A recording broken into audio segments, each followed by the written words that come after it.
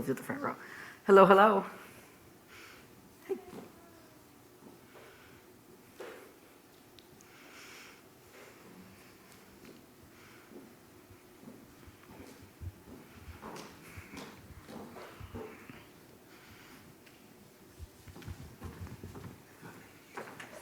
Oh, there we go. Thank you.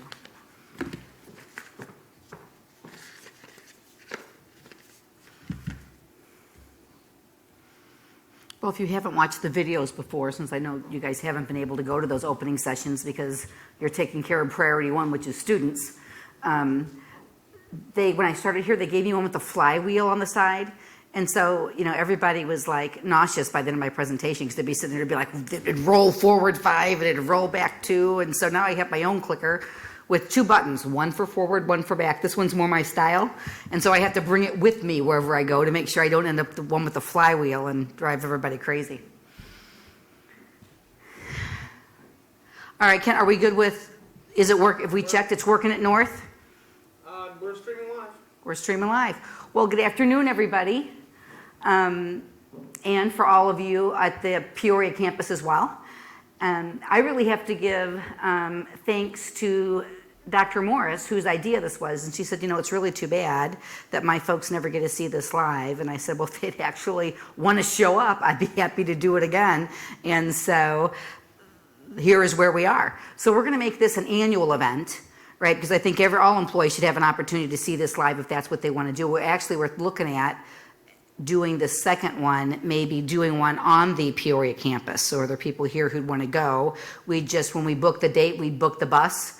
We just make it a party bus. We'll pick you guys up, we'll ship you over, we'll do the presentation, we'll ship you back. So that could be fun. That could be fun. Hello, hello. So welcome to the next opening of the semester. That's what I usually say, but we're not quite opening. So what I did is, there are some things here, like I talk about here's where we are in enrollment, and there's some things that I pulled out because that data has changed, right? But I'm going to do this 99% of the way everyone else saw it, right? But since we're a smaller group, and if we have time left, if you want to ask questions or whatever you want to do, because this is just for us, so we can be a little more informal. But basically, welcome back. That's me. There you go, in case you didn't know. In the opening session, before we get to this stage, we have a section where we introduce all new employees, but I waited to introduce the new cabinet members. So they're here. So if you guys haven't met Michelle, she's wonderful. She came to us from Spoon River, where she had the same job. She was the head of HR there. And so she took Marty's place, Marty retired. She retired, but I hear through the grapevine she's back in town today and tomorrow. So you might just see her around if you're going out after work. And then Kim Armstrong took Dr. Fleege's place when she retired. Kim did most of her marketing work with a couple of different agencies between Peoria and Bloomington, and her last gig was she was the lead account rep for State Farm for all of their marketing.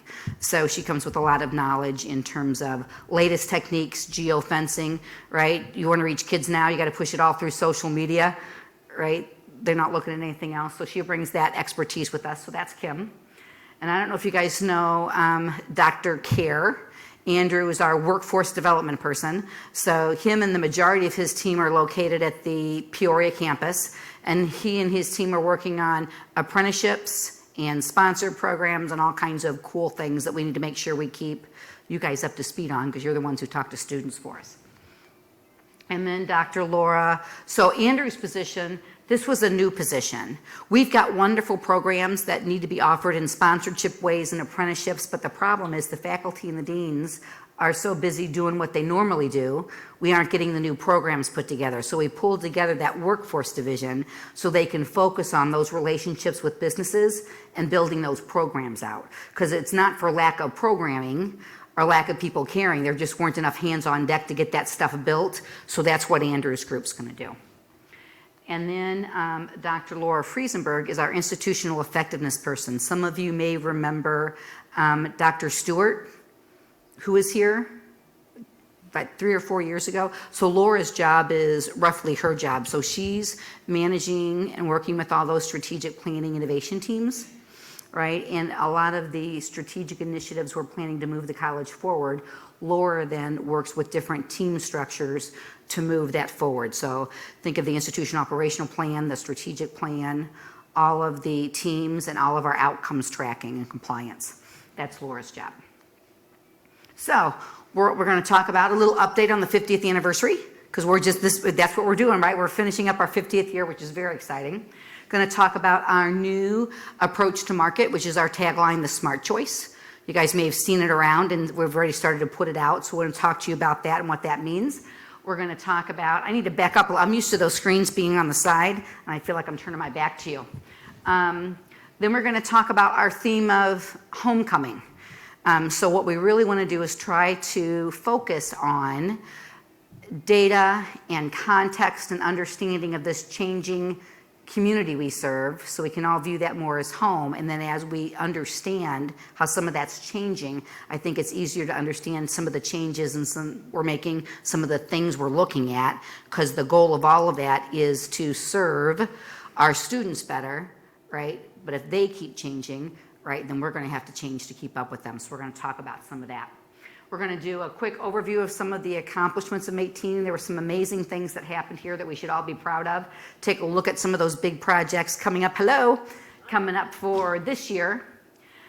The budget and enrollment updates, and again, we'll take a little liberty there because those numbers have changed since we gave this. And then we're going to end with a project for the whole college, which I'm calling the elevator speech. And we'll talk about what that means at the end. So, our 50th anniversary. We changed our marketing. How many of you guys did the whole Blue Plate special?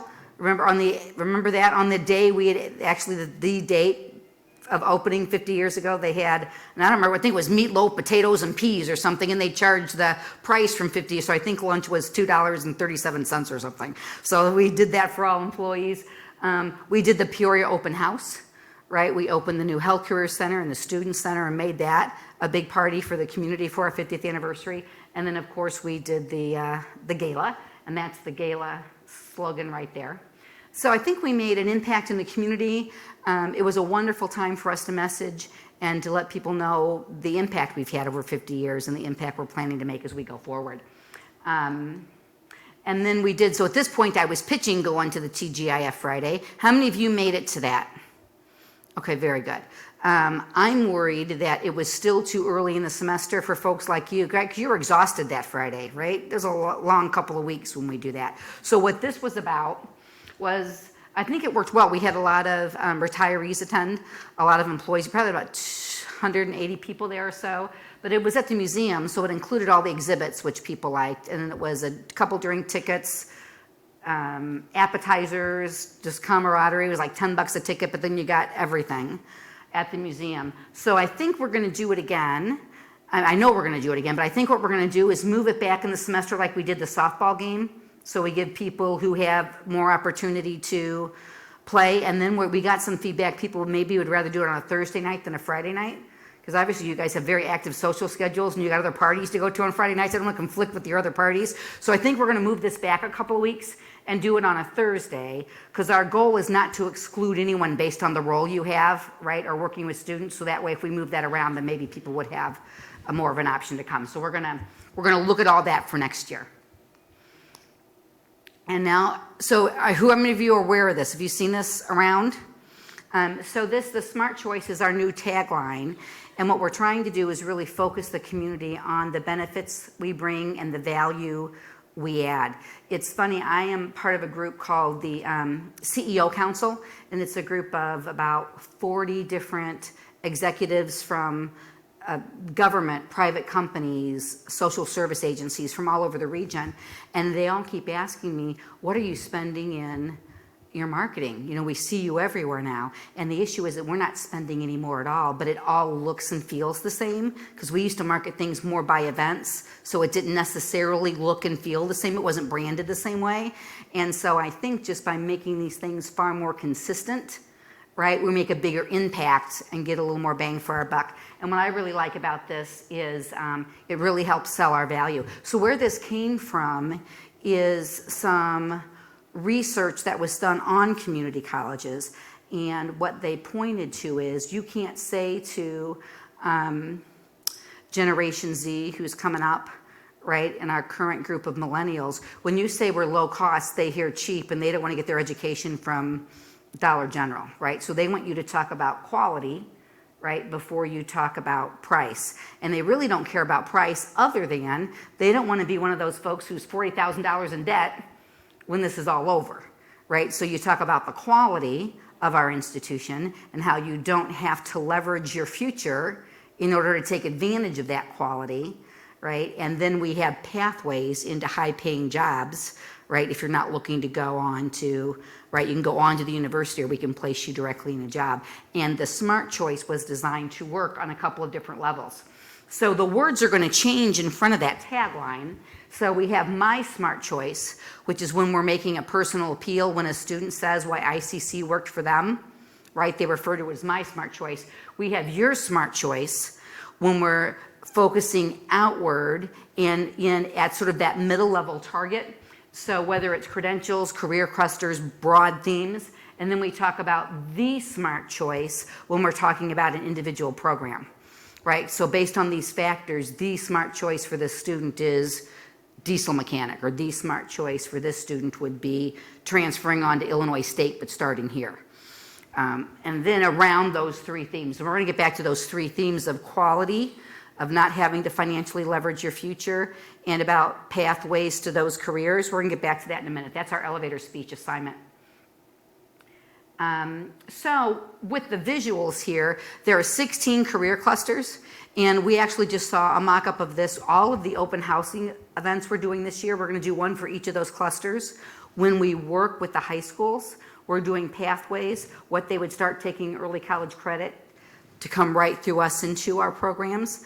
All of the softwares and the systems that they use in the high schools are already using these career clusters. Career Cruising and the software is used in this region. So by matching that, students can sort of see themselves going straight through and being successful. So that's part of the reasoning behind that too. But what you'll see is, so this gentleman is our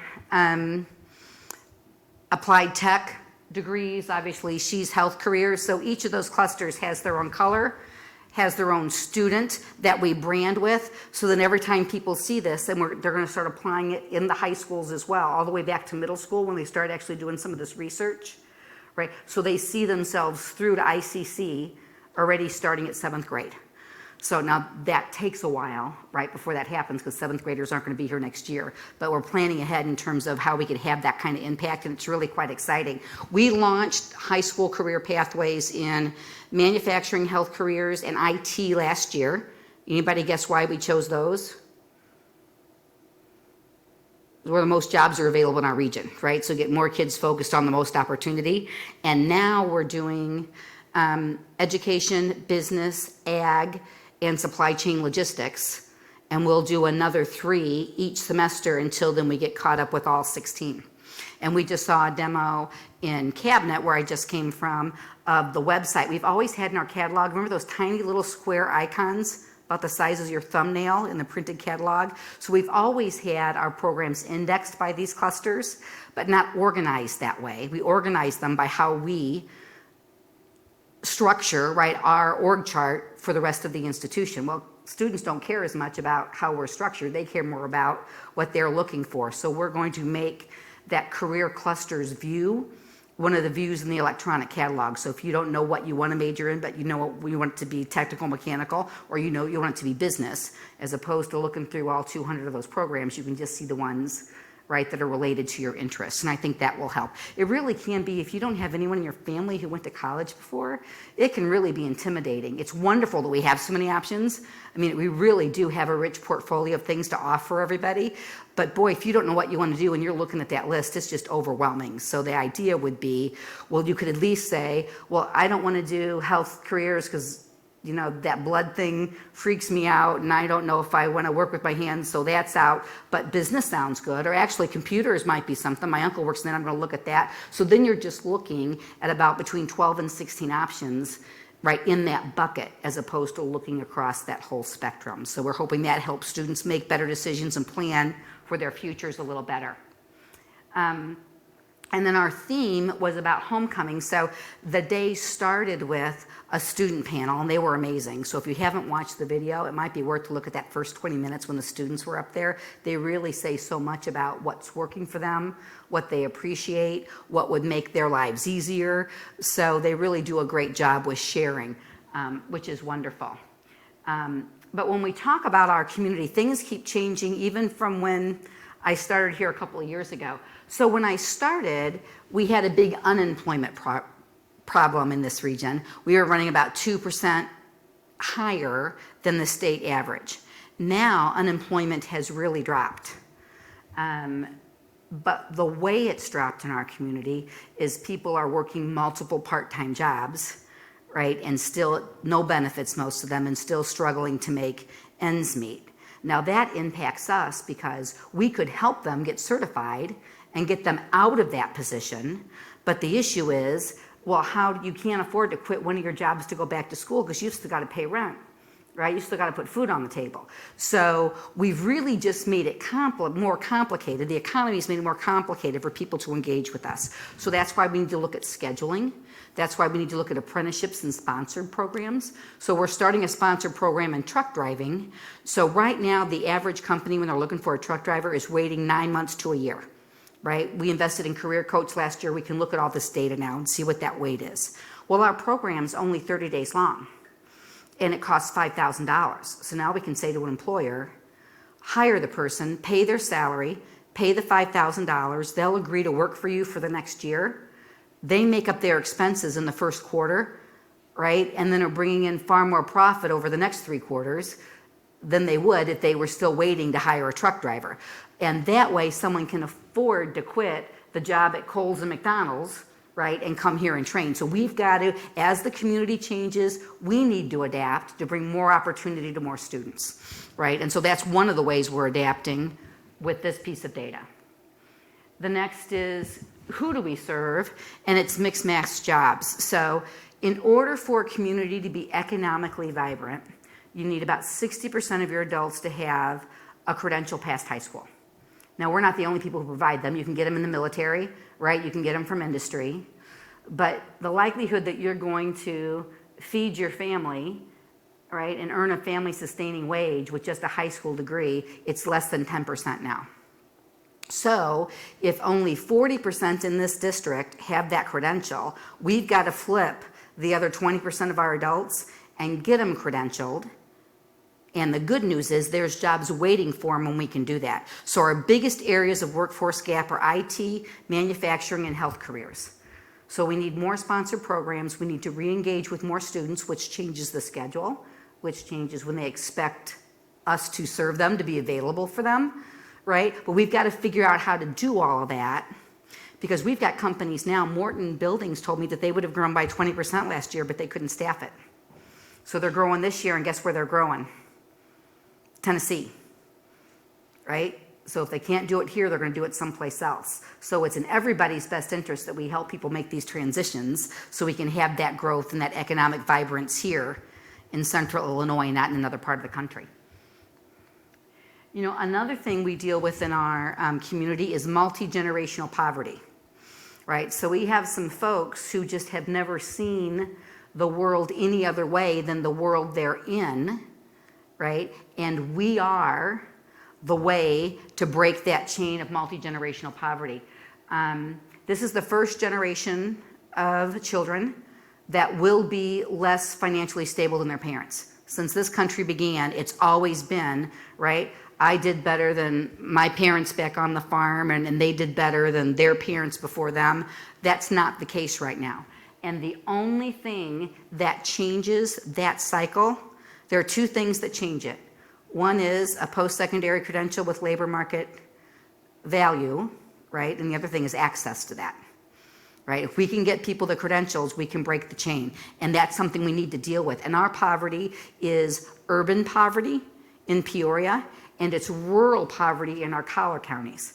And for that rural poverty, they don't even have a bus system, right? At least with people with that urban poverty, we could try to figure that out. They could go someplace and get the internet, right? And they can figure out with a bus schedule if they need to. Boy, that rural poverty, They are isolated, there's no internet, and they don't have a way to get here, right? So we've got our work bit cut out for us in terms of helping people out of that current situation. So again, what breaks that is education, and that's what we do. So how cool is that? I mean, a lot of what's ailing this community, we are the folks, it is us who can make that happen for people. So when we talk about we change lives, we literally change lives. So I don't know about you, that's what keeps me going, right? We've got to, and that's why we're pushing with this change so quickly, because I know it's hard. And you guys, especially in your areas, there's been a lot of change quickly. But if you don't do that, the alternative, right, is to leave more and more people behind when things are getting tougher and tougher out there, right? So we're going to keep changing and responding to help more students be more successful. So 60-40, we just talked about that. So what this chart and all the numbers shows, but basically since the Great Recession, 99% of all new jobs, so not replacement jobs, 99% of all new jobs required a post-secondary credential, right? So we really have to, since I've been in town, I hear a lot, even from the high schools, which sort of scares me, not everyone needs to go to college. Anybody else ever hear that? College isn't for everybody. And I'm trying to replace that with, not everyone may need a baccalaureate degree, but everyone needs some credential past high school or you're not going to make it in this world. It's got to be something. May not have to be a 4-year or master's, but it's got to be something. And that's what this chart shows. So we're going to keep leaving people who stop their education at high school further and further behind if we can't pull them along. So then how do you fix all of this? And like I said, we're in a wonderful position to have an impact on that, but we can't do it alone. So here's what we're doing. We're trying to pull all of these pieces together regionally to have a bigger impact. So there's us, right? And we're bringing in employers. So what I tell employers is you can't just post and pray, right? You can keep posting on Indeed and hope, and hope those 200 machinists you're looking for are just going to show up at your door. Or you could work with us. We'll develop an apprenticeship program. You can hire them while they're being trained, and then that way we can take the people working part-time jobs and put them in a program and give them those great wages on the other end. Economic and workforce development, we are doing so much with our local EDC. There are monies that are available from the federal government for economic development, which for the first time can be spent on workforce development, because even at the federal level, they're realizing the biggest thing keeping our country from growing and our states from growing, our companies from growing, is they don't have enough people, right? So we're working with the GDC and their federal agency, and we're actually looking to get $3 million, which would make up the gap on some facilities things we've been looking at to roll forward, that the state didn't come through, but now with this new definition, if we partner, we can get that money from the Fed. So there's some exciting things going on as we do that work. And then our K-12 districts. So the issue with K-12, if these kids, if they can't see it, they can't be it. So in health careers, they all want to be a nurse or a doctor. So why is that? Because they've all, right, had an experience with a nurse or a doctor. They have no idea they can be a respiratory therapist, right, after 2 years and make a great wage. They have no idea there's such a thing as a rad tech, right? So we need to build into education all of the awareness of the opportunity in middle school, because students don't know what they want to be by 7th grade, but they've decided what they're not going to be. So they're deciding, I'm not doing manufacturing before they even know what that means. They've decided, I don't want to program, be on a computer all day before they even understand those opportunities, right? So in middle school, we're partnering with all these groups so they can get experience, they can get awareness of all these different opportunities. And we're doing it by career cluster. They don't have to understand all 1,200 of those options, just the ones in the areas where they're interested in. And then in high school, we're working to get job shadowing and internships so they can actually get an experience in the area they're interested in.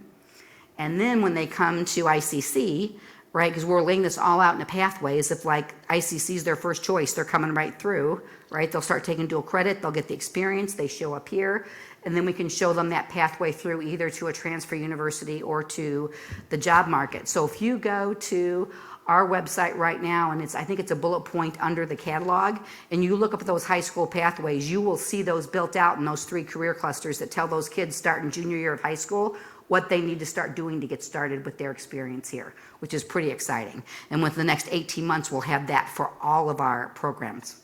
So we're excited about that. But as you can see, we can't do it alone, right? So we're doing far more partnering and far more reaching out. So as we're planning to do all this stuff, one of the things I think it's helpful as you look at all these plans, a couple of basic things to remember. So student success is the base of everything, right? We're going to look at our data. We're going to look at our processes. How do we make each group of students coming through each year more successful than the last, right? That's our goal. So we're looking at, we have our core statements like our mission, our strategic directions, our goals, and then our innovation teams who are implementing the goals. So as opposed to a given department owning something, we're getting cross-functional teams together. We're sending them to conferences to learn. We are giving them all kinds of data from other colleges who've made it work and it's worked for them. We can learn from other people. We're not the first people to do this work. Again, all to make sure that each group of high school students or each group of new students who come through are more successful than the last. So that's our structure. So you've seen the goals before, but I'll go through them quickly. So increase completion rates for all students. This group is currently working on, this is the group that's working on career clusters and some of the build out is the completion group. The college and career readiness, this group is working on multiple measures because there's data out there that shows it's just not that one score on the one test that predicts how well students can do.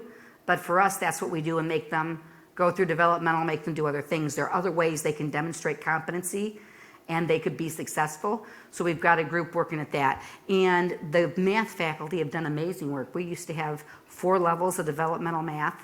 They've got it down to 2, and they've sort of flipped math on its side. So the math requirements for technical areas are different than those who are going into a business-related field versus those who are going into a STEM field. Because a lot of times if students were undecided, we'd push them through calculus, thinking that gives them the most options, right? Because from there you can get any place else. But then they would get discouraged with math and maybe not complete. So now we'll help them get them in that right math track from the beginning. So that's very exciting. And it's all been simplified. They're getting very close to announcing. I saw a presentation on this last week. They're amazing, the work they've done. Then there's curriculum alignment, and they're working on the templates and the work we want to do with our 4-year institutions in terms of transfer. Student engagement, this team is working on the first semester experience. So what they want to come up with is what do we want all of our students to experience as they come in the door so they understand what they need, so they understand what that schedule is going to look like, so we can lay out their lives for the next 2 years so they can be successful. So this tactic has been very instrumental across the country in community colleges in increasing persistence and success. Everyone does it a little differently, so our team's working on what makes best sense for us. By the way, when these teams make their proposals, I think you guys used to call them gate reviews, right? So when they make these presentations, anyone's able to come. So they'll come and say, here's the research, here's what we're working on, here's what we'd like to do, and there'll be opportunity to give feedback to these teams on the projects they're working on, but they're making great progress. And then employee engagement is the group that's going to keep all of us informed to make sure we have a voice in what these teams are doing. So employee engagement, if anyone going to the lunch and learns that are announced, each of these teams are doing a lunch and learn. I think we're providing the punch and the cookies, and you bring your lunch and they're going to present you what their plans on and what the research is they're looking on. They just had one last Wednesday. I think they're all on Wednesdays. So take a look at that in the all employee notices and you can figure out when those are. So the other one, and I didn't talk about, is we're doing the redesign of advising. And there's a team working on that. I've never seen a college look at that redesign. It's always taken more than 2 years. So again, the team, all of those projects work through that innovation cycle. So they do their research, right? They come up with the design, they pilot the design, and then we fix anything that's wrong, repilot if we need to, and eventually that gets implemented across the college. At each of those 4 phases is where we have those gate reviews to make sure that everyone's had their say and then we're moving forward. So look forward to that. That'll all be announced in those all college announcements. Although I think that group may spend a good part of this year still in research. It's a very complex issue, as all of you know.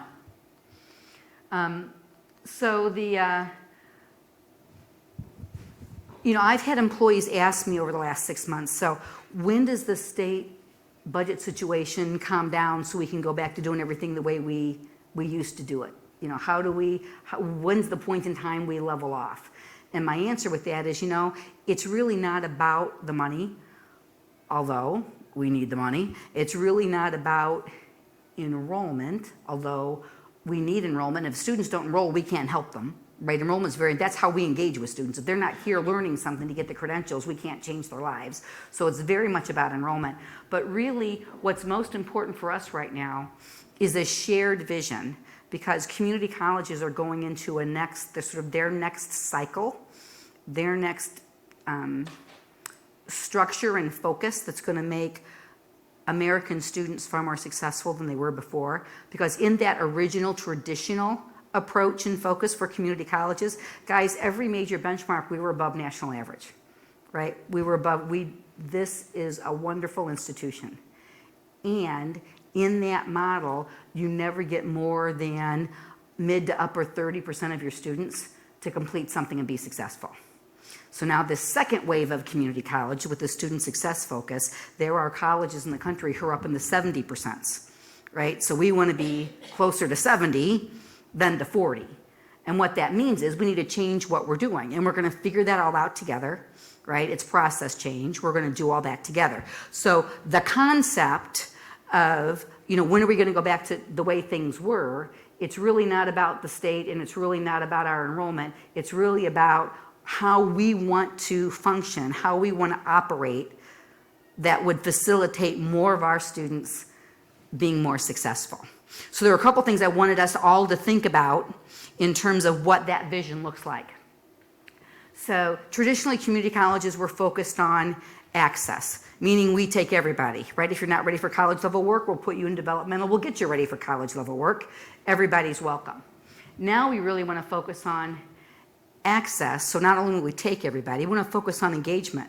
Where are the students in this? Where are the adults who need us? How do we go out and find them where they are and let them know the opportunities and help them turn their lives around? It's about engagement. And then it's about success. Having them show up one semester and never coming back didn't help anybody, right? So we want to be available to them. We want to go to where they are and engage them with us, because we know that's what's going to change their lives. And then we're going to change things to make sure more of them are successful. So these are the kinds of changes, right, that really should be driving how we see things and how we're experiencing things, as opposed to what's happening with the state budget.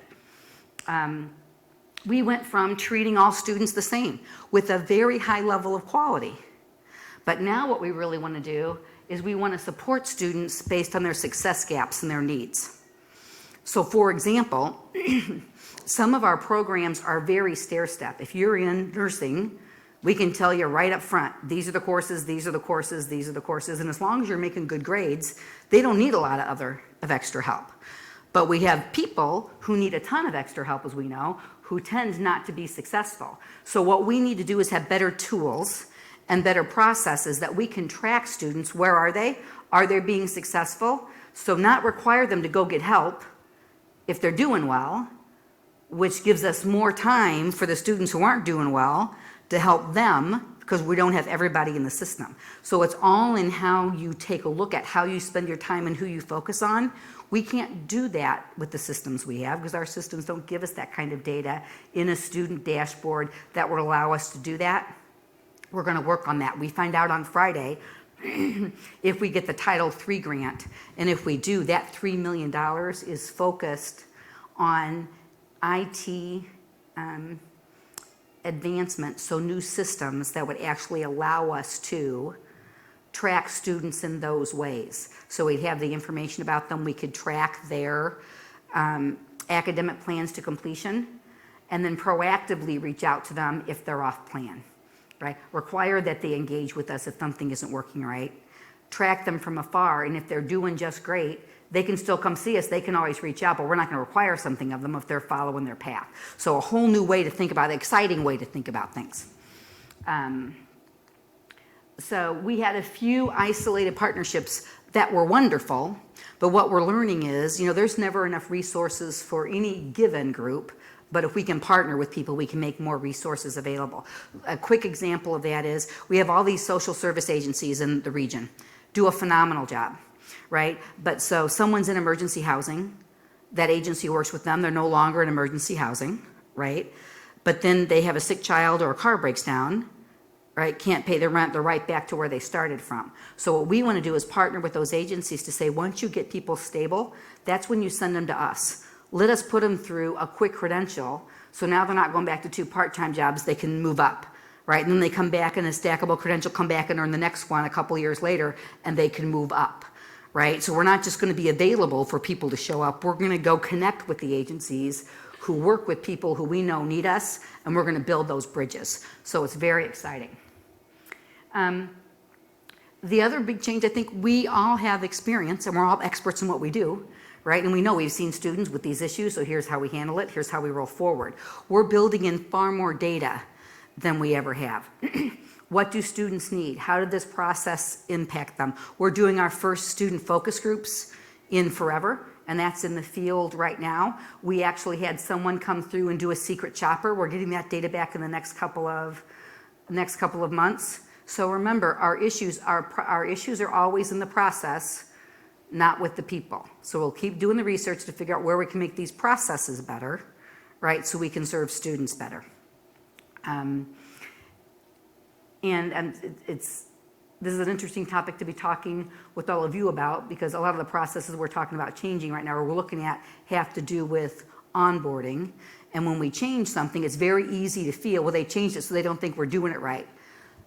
That's not what we feel at all. We know the processes are the issue. We know the processes are the issue.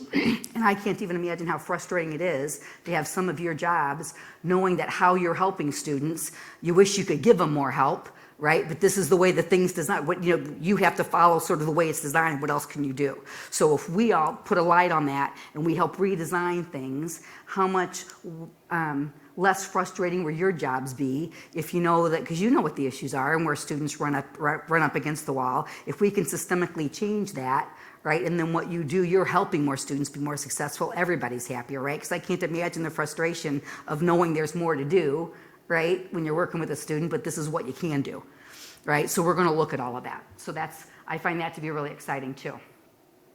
And then, like I said, every organization does this. You get used to what is, right? And this is how we do it. So we really want to move from that to based on data, based on outcomes, how has it worked other places, but taking some risk and doing some things that are innovative to see if we can't increase the success of our students. And then finally, this localized knowledge versus national knowledge. That's why we joined Achieving the Dream.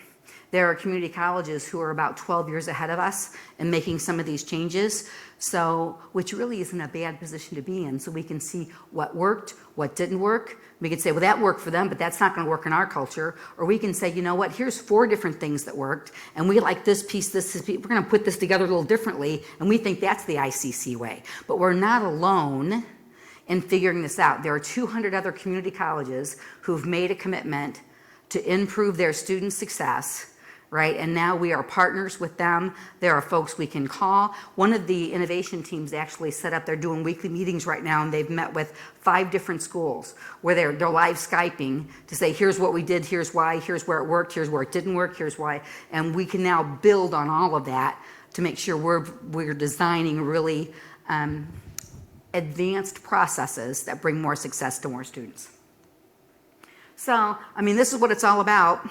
It's about increased completion, right? Because until you get that credential, you can't change your life. You don't get those benefits if you don't earn the credential. So we're going to look at achievement gaps. We want to make sure right now our part-time students and our African American students and our male students don't succeed at the rates that other people succeed. So we want to focus on those gaps. Everyone should have the same access to success. So what do we need to do to help them?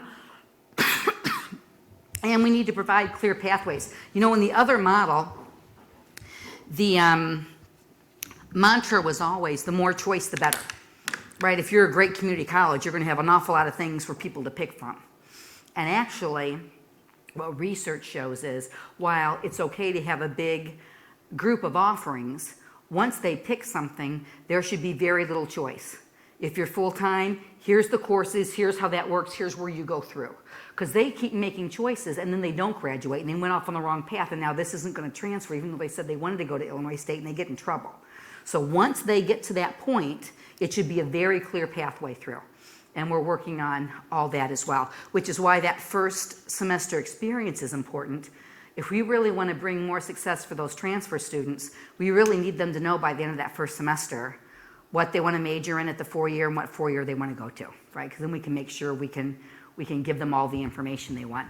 Because it's, again, in our current system, if you're an advisor, you're advising them, right, for the best opportunity, but you can't really give them the detail they want because they don't know what they're doing yet, right? And then they come back in time period 2 and say, well, that didn't work. Well, but I understand that, but you didn't tell me you were going to Notre Dame to study criminal justice when you started. If I would have known that, we could have done something different. So making sure that students have that pathway, and they'll change their minds, and they do change their minds, but research shows having that pathway almost doubles their likelihood of success than not having that pathway. So we're going to put them all on a pathway based on what their experience and how they're coming out of that first year, that first semester experience. The other important piece of that is that we have an awful lot of students who are Pell students who don't complete. They use up their Pell before they've completed something here. And the issue there is that's sort of high-low the end of the show, right? That's the end of their federal funding if they didn't complete on time. One of the biggest issues with that is they keep changing their mind, right? And they don't realize until time period 2 that they ran out of all of that, and that was not a good thing to do. So if we put together a program where they're on a pathway, and we don't wait for them to come back to us, and then we track them, they're registering for courses that aren't on their pathway, we know now that's where we need to go and intercede and have a conversation about complete time and have a conversation about changing majors and have a conversation about impact on Pell so we can help more of those folks be successful. So we can look at all those softwares.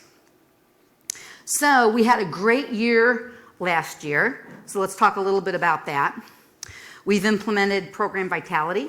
So what we did is we really took that industry data for those career programs and tried to figure out, are we calling things the right title so students know what to come and take? Did we stack our credentials? Right? There are things when we take a look at a number of graduates, people are like, oh, well, maybe we shouldn't offer it this way, or maybe this should be combined. So that's done some wonderful work for us. We started evening college, which is exciting. We've always had courses at night. The difference with evening college is we're guaranteeing students that they can just come at night and finish the whole degree, which we hadn't done before. So last year we did it as a pilot with business. Had a little bit of a false start there. So we got business up and working again. And now we have 14 programs that we're going to guarantee students. We're going to run those courses all at night. So now those people who are working 2 different jobs during the day, right, can see themselves safely through to a degree because we're making a commitment to them that we're going to schedule that way. We're also working far more multiple starts. You know, when we talk about in community colleges and multiple starts, I'm reminded of that, the tale of Mr. Ford when he started with the Model Ts. It's like you can have any color you want as long as it's black. And it's like, yeah, you can work with ICC anytime you want as long as it's the 3rd week of August because that's when we start all our programs. So we're going to do, CNA's always started 5 times a year. And I would argue one of the reasons their enrollment's so great is because they start 5 times a year. So now we're looking at other programs that could at least start on the career side, at least start August and January. And then some of them have enough demand that we should be able to do starts on the 8 weeks too. So they could get to eventually a 5-start a year. So that's exciting. And then we spread the schedule out over that top 22 courses. So what we had before was the majority of our courses were from 9 to noon. So if you're trying to get 5 courses in, you can't get 5 courses in that 3-hour. So we took the top 20, the largest 22 sections, and we spread them from 8 o'clock in the morning until 2 o'clock in the afternoon. So those of you who are advisors, did you have an easier time getting your full-time students scheduled? If everybody here, I've heard that from a couple of folks because we spread that out. And the average course load of our students went up, so that was nice. College and career readiness, we worked on multiple measures. We talked about some of this as we went along. We got $265,000 from the state on pre-apprenticeships. And this is important because for that industrial maintenance program we launched this year, we had 130 people apply, and 30 of them were qualified. So what did we do? And then 10 of them actually started the apprenticeship program. But of that other 100, they just sort of float away because we said we're not qualified for our program. If we get pre-apprenticeship, most of them aren't qualified because of math. So we now have funding from the state that we can put programs together for these folks, get them up to speed, right? So then when the next apprenticeship program comes by, that they can re-engage. We're not going to say, thank you, but you're not qualified. We're going to get them qualified. So that's very exciting. In terms of removing enrollment barriers, we removed that full-time block. That students can go ahead and register full-time online, even if they hadn't seen an advisor. Guess what happened to advising appointments? They increased, right? I think we'd always had that there because we were afraid people wouldn't come see us if they could register full-time. That wasn't the way it worked out, so that was great.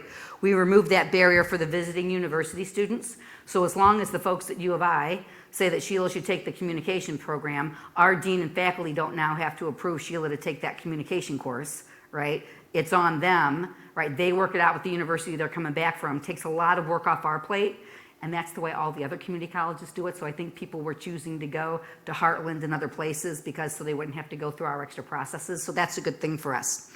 We implemented Summer Pell, and then you may have noticed we opened an admissions office across the hall. So they're doing some great work there.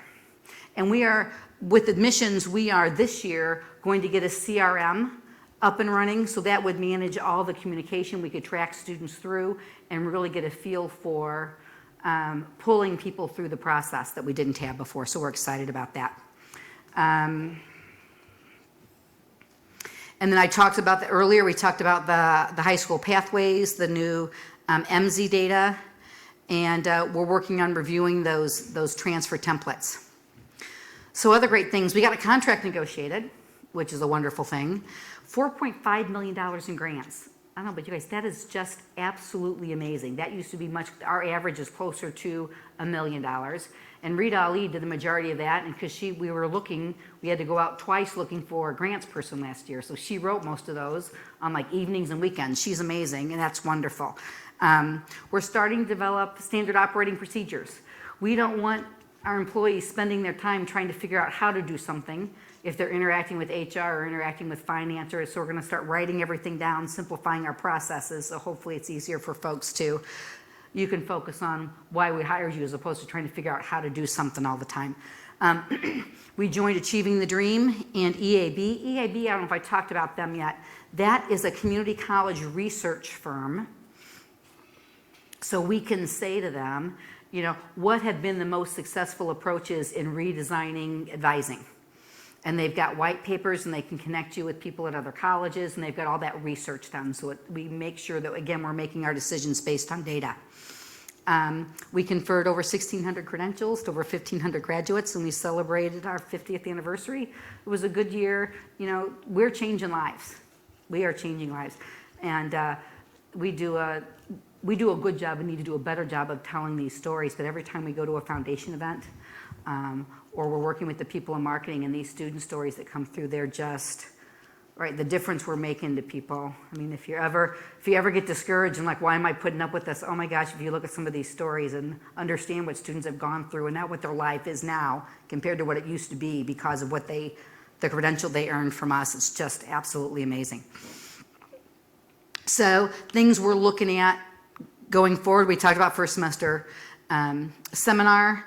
We're going to do a student integrated schedule. So we talked previously about spreading, right, those really popular courses, but now we need to start looking at, for a given market, for a given program, who attends that, and if they're part-time adults, are we scheduling it such that a part-time adult could get through the program? So now it's that next level of detail to make sure we're keeping that success up.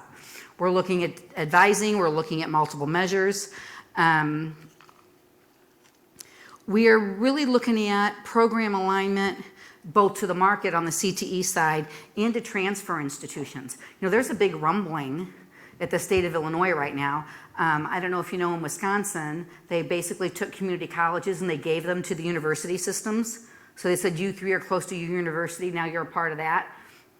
There are all kinds of big change models going on in the country. One of the things that the reason they'd look at some of that in Illinois is our transfer is still a little broken. So you've got that whole III thing going on, but students get caught up in the rest of those requirements. So we're working really hard with the universities as a statewide system to align a little deeper, so the state doesn't come in and just tell us how we have to restructure. We're going to work on our big issue, which is that next level of alignment with the university. So that's a big project for us. And we're going to continue that career cluster work with the high schools. In terms of the budget, right now we have a strong outlook. And we ended the year last year well. Our issue is still that with an enrollment standpoint, we're still not getting there. So what we learned, I learned this my first year. I'm a slow learner, but I figured this out after the first year here. We've always had our enrollment target and our budget target to be the same thing. So then when you didn't meet your enrollment number, what did we have to do? Right, every year we're looking to cut. So what we did is we took a year to say, okay, we're going to budget for a 2% decrease. We don't want a 2% decrease, but we're going to figure out those numbers ahead of time, right? That way, when we get into time period 2, things aren't an emergency. So this year we budgeted for 2% down, but set our enrollment goal at flat, at 0, because we still haven't hit flat yet. So this year, we opened a little up in heads and a little down in credit hours, and we had this anomaly this year. We've had more students from opening day to census day. We lost more students in the 2.5 weeks than we ever have. So we're going to figure that out. And again, I'm sure there's something from a process standpoint we can fix. We'll figure that out. And then we're going to move forward. So at least we got so we still have process issues on the back end, but we got that recruitment arm doing a much better job. Because like I said, we were almost there in terms of the number we started, right? So we're going to figure this out. So hopefully by the time we get to this point next year, we fix some of those hiccups and we continue to improve the marketing end, right? So we can actually start hitting those goals. So again, here are all of the onboarding initiatives and things that, thank you for all of you, things that we did change to make that all better. But we still haven't quite leveled out. So getting back to the smart choice, there's a little assignment we're all going to be working on together. So what we're going to do is we're going to come up with an elevator speech. Every employee at ICC should be able to say to a neighbor, to someone at the grocery store, to a student they're working with, why ICC is the smart choice. And we know what those categories are. Let me go back to here. What those categories are, they're about quality, because research tells us this. They're about the quality of what we do here, right? It's about the value, right? That you don't have to leverage your financial future in order to get the credential you need, and it's about those pathways into jobs.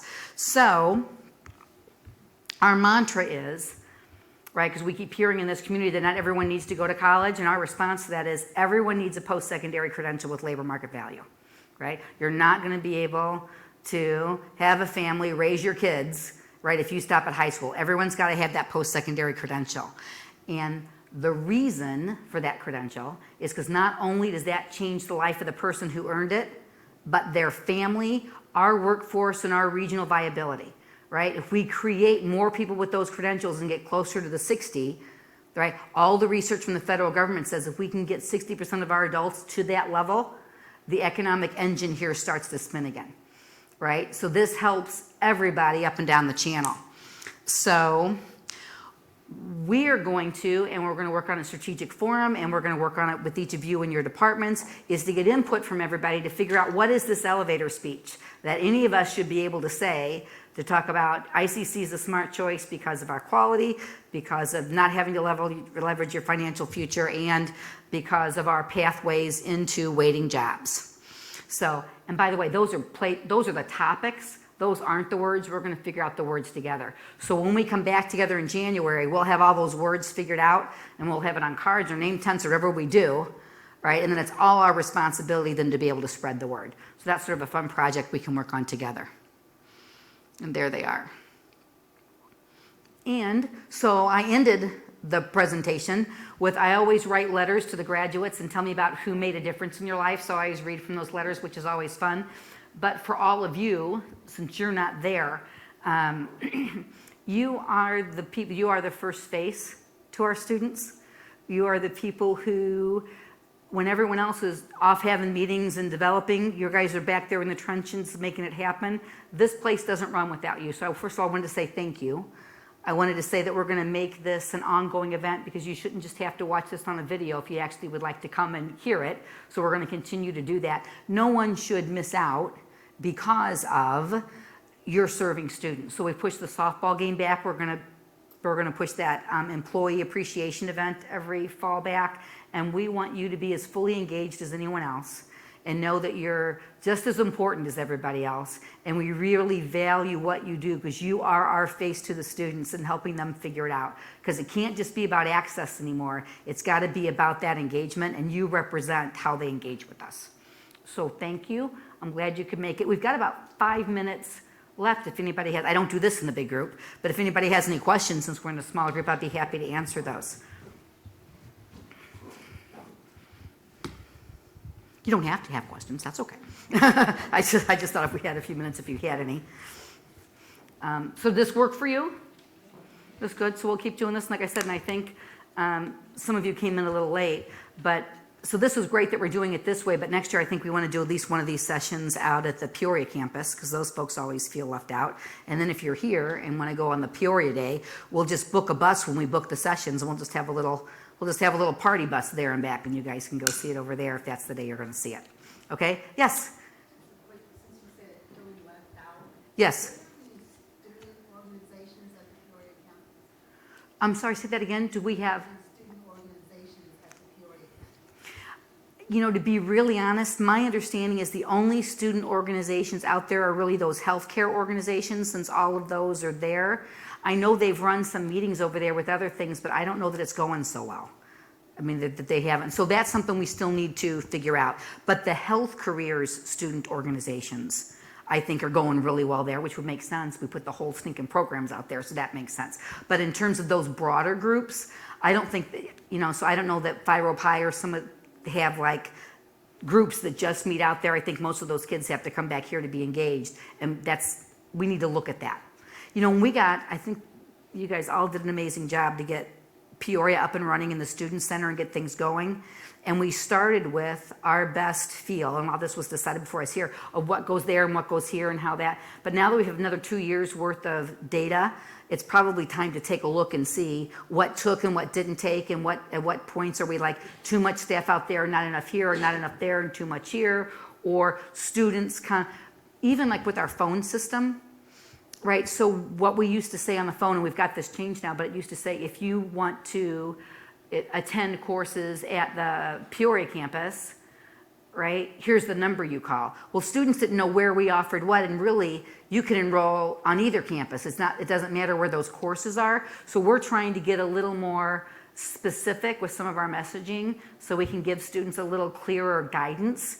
And then they're going to start deciding where they go. So then we need to start figuring out then where we do what based on where they're going to be, right? Where they want to engage with us versus sort of how we set it up as our best guess when we started.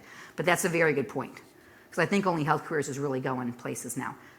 Did you have a question too? If we don't serve on a completion team, but we think we may have an idea on how to improve something like student engagement, is there like a platform for us to reach out to? Yes, there are. So on the intranet, we have a list of all the teams in their CAB. You can reach out to the leaders of those teams whenever you want. It will be a more formal piece of feedback when we do those gate reviews. So we fully expect the team that's working on the first semester experience to have a design by March.